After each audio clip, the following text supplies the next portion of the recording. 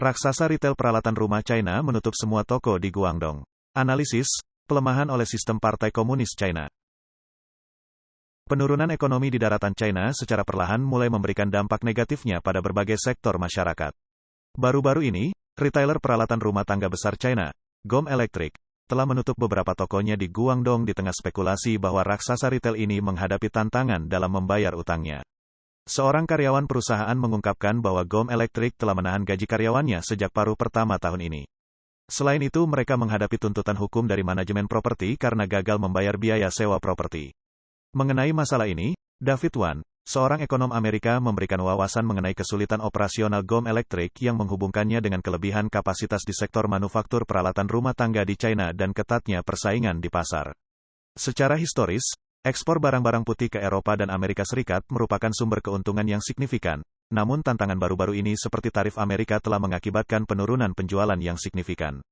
Faktor-faktor seperti penjualan live streaming, produk palsu, dan persaingan harga yang ketat dengan mengorbankan kualitas telah membuat pasar menjadi sangat kompetitif, yang pada gilirannya mengarah pada praktek pemangkasan biaya daripada fokus pada inovasi produk dan peningkatan kualitas.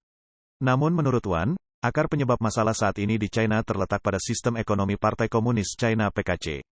Dia mencatat bahwa pendekatan Beijing berpusat pada perusahaan milik negara sebagai inti, dan ciri khas dari model ekonomi mereka.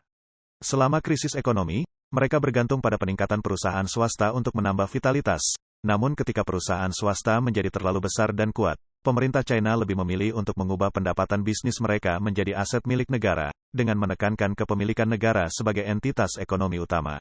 Seorang makroekonomis dari Taiwan, Wu Jialong menguraikan situasi ini. Dia menunjukkan bahwa setelah pegawai pemerintah menghadapi pemotongan gaji dan reklamasi bonus, kini giliran perusahaan swasta besar yang menghadapi tantangan keuangan. Hal ini mencerminkan transisi perekonomian China secara keseluruhan menuju model berbasis utang. Dalam model ini, efisiensi ekonomi kurang, dan manajemen puncak cenderung menguras aset perusahaan.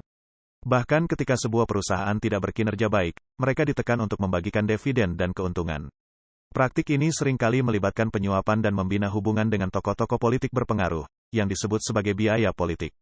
Oleh karena itu menurut Wu, di bawah sistem Partai Komunis China, pelemahan GOM Electric adalah akibat yang tidak dapat terhindarkan, namun bukan hanya GOM Electric, terlepas dari perusahaan swasta, industri, dan skala apapun, Anda pada akhirnya akan mengikuti jalan ini juga.